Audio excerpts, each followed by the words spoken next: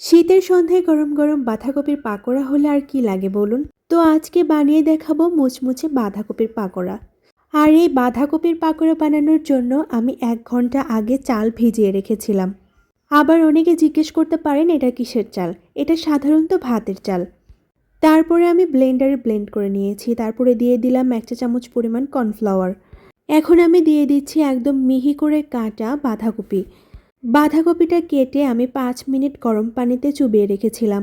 তারপরে দিয়ে দিলাম ধনিয়া পাতা কুচি, পেঁয়াজ কুচি, কাঁচামরিচ কুচি, পরিমাণ মতো লবণ, একটুখানি হলুদের গুঁড়া আর 1 চা চামচ পরিমাণ মরিচের গুঁড়া।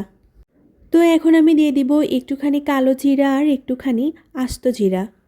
এরপর দিয়েছি 1 চা চামচ পরিমাণ আদা রসুন বাটা। তারপর হাত দিয়ে খুব সুন্দর করে সবগুলো উপকরণ মেখে নিয়েছি।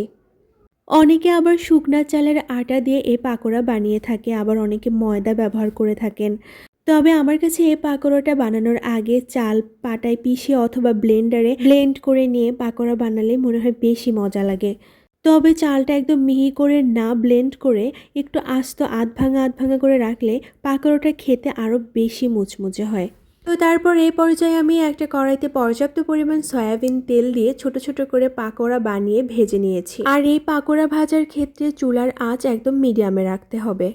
তারপর ধীরে ধীরে উল্টে পাল্টে ভেজে নিলেই তৈরি হয়ে যাবে মজাদার মুচমুচে গরম গরম বাঁধাকপির পাকোড়া।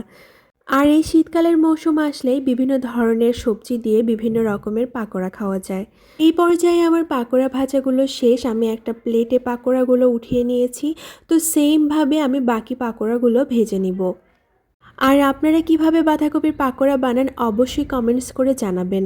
আর আজকের ভিডিওটা যদি আপনাদের কাছে ভালো লেগে থাকে অবশ্যই লাইক, কমেন্টস এবং শেয়ার করতে একদমই ভুলবেন না। তো সবাই অনেক ভালো থাকবেন। আল্লাহ হাফেজ।